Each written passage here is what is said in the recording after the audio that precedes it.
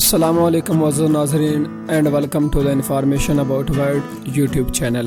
دوستو، اکثر سننے کو ملتا ہے کہ فلاں سیاستدان نے پنڈورا باکس کھول دیا، جس سے مسائل پیدا ہوں گے اور لوگوں کو بہت سی ایسی باتوں کا پتہ چلے گا جنہیں وہ نہیں جانتے، اور جانیں گے تو حیران اور پریشان ہوں گے۔ یعنی عام طور پر خیال کیا جاتا ہے کہ پنڈورا باکس خفیہ خبروں کا کوئی جائے مقام ہے جہاں انہیں دفن کر دیا جاتا ہے۔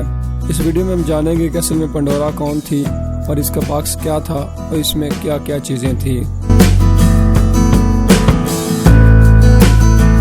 دنیا کے ہر خطے کی تہذیب میں ان کی اپنی دیو ملائی کہانیاں ہیں، جیسے عربوں کی دیو ملائی کہانیوں میں الف لیلا، علی بابا 40 چور، حاتم طائی وغیرہ آپ نے بچپن میں ضرور پڑھی ہوں گی۔ اسی طرح پنڈورا قدیم یونان کی دیو ملائی کہانیوں کا ایک شیطانی کردار ہے، جسے یونانی دیو ملائی کہانیوں میں پہلی انسانی خاتون مانا جاتا ہے۔ اس نظم کے مطابق پنڈورا کا مجسمہ یونانی دیوتا ہیفاسٹس نے دیوتا زیوس کے کہنے پر بنایا، اور یہ مجسمہ خوبصورتی میں اپنی مثال آپ تھا۔ چنانچہ اسے دیکھنے کے بعد یونان کے دوسرے دیوتوں نے اس مجسمے کو اپنی طاقت کے مطابق خوبیاں اور تحائف عطا کیے۔ سب سے پہلے دیوی اتھینا نے اس مجسمے میں زندگی پھونکی اور اسے چاندی کی خوبصورت پوشاک بنائی اور خوبصورت زیورات سے آراستہ کیا اور عورتوں کے ہنر سکھائے۔ ایک اور دیوتا کرائٹی نے اسے دلوں کو متاثر کرنے کی قوت عطا کی۔